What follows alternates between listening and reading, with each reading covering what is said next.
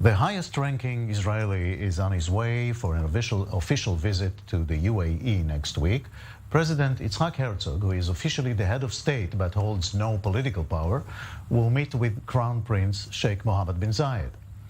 I24 News senior international affairs correspondent Owen Alterman is with us. Owen, this is a very symbolic visit, yet quite important.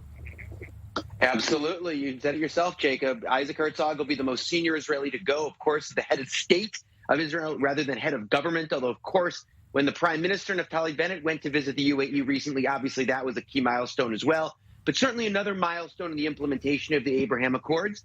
And by the way, Jacob, what's going to happen during the visit, I think, is going to be exciting in and of itself. Isaac Herzog is going to be there to participate in Israel's National Day at the Expo in Dubai. It's going to happen on Monday. It's a big ceremony. Each country that has a pavilion at the Expo gets one designated day when it's on the big stage, and it gets to put its best foot forward and have a big ceremony. So Herzog will presumably lead the Israeli delegation at that event.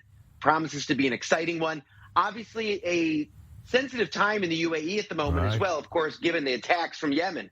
So it's going to be an important time for Israel to be there and symbolically stand next to the UAE leader. Of course, in addition to meeting the Crown Prince, of course, the most important meeting on tap, Jacob, Isaac Herzog also meet the foreign minister and the ruler of Dubai and members of the Jewish community. So full schedule set for him in the two-day visit. Right. You alluded to what's happening in the background. Now, Israeli Prime Minister just offered a couple days ago his military or intelligence assistance to the UAE. And now Israel's presidency is coming and the tensions are pretty high in the region. So let's talk more about that. Yeah, obviously, I'm sure everyone in the UAE is a bit on edge. They're not used to situations like these. Unfortunately, we in Israel, sadly, have more experience. But it's going to be interesting to see exactly what the UAE decides to do and how it decides to react. Broadly speaking, there are one of two paths. One path is to try to have some kind of reconciliation with Iran. We saw moves in that direction, Jacob, as you know, over the last few months. Will this make the UAE and incentivize them to move further in that direction? Obviously, that's a path less to Israel's liking. Or will the UAE decide to dig in and not move forward with the reconciliation and really take on Iran and its proxies around the region? One way or another, I think that's the course that Israelis would rather see the UAE take in accord with Israel's own national security strategy around the region. Obviously, the world is more complicated than being divided up into two clear options. So there are, I'm sure, options along the spectrum between the two. But that, in long and short of it, is the decision that I think the UAE is facing. Obviously, during this visit, they'll be more focused on the more micro-level elements of the ties with Israel, right? Showcasing Israel at the National Day, of course, not an unimportant event, right? Israel there in essentially the capital of the Middle East, Dubai, putting itself on the big stage. I'm sure they'll be talking about economics, about people-to-people cooperation. But certainly the security situation, Jacob, I'm sure is going to be on everybody's minds, both on Isaac Herzog's and on those he's going to be meeting with in the UAE. Right. You know, it's interesting, Owen, as opposed to other peace accords like Israel-Egypt or Israel-Jordan, this one always looks like a real peace, a happy one, right?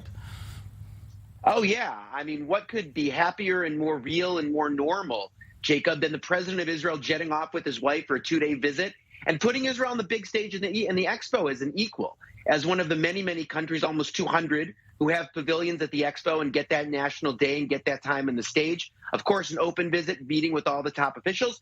And it has to be said, it's been this way from the get-go. And I think this really took Israelis by surprise, albeit a pleasant surprise, right? I think you and I both remember that night in August when this was first announced, just how much skepticism I think we all had about exactly where this was headed. Could this really happen? Could this really be what the Emiratis are intending? Will they really be wanting to take this to the finish line?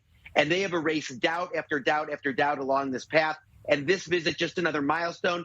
And the fact that it's passing, Jacob, with a mention in Israeli media, but without a lot of fanfare and a lot of hoopla, shows that this is essentially a dog biting a man. This has become so normal for there to be high-profile visits that even the visit of an Israeli president openly and publicly to the UAE to meet with the Crown Prince is not a top headline here in Israel. It's buried deep under others. And that's because it's not a headline, because it's become so normal. We've become so accustomed to it. But surely when Isaac Herzog steps off the plane onto the tarmac, when he's there for the big event on Monday at the Expo, I'm sure it will get everyone's attention and be another chance for all of us to be celebrating the Abraham Accords, celebrating how far we've come, and of course, looking forward to how much more we have to accomplish. Things that you don't see even symbolically in when it comes to Egypt or Jordan.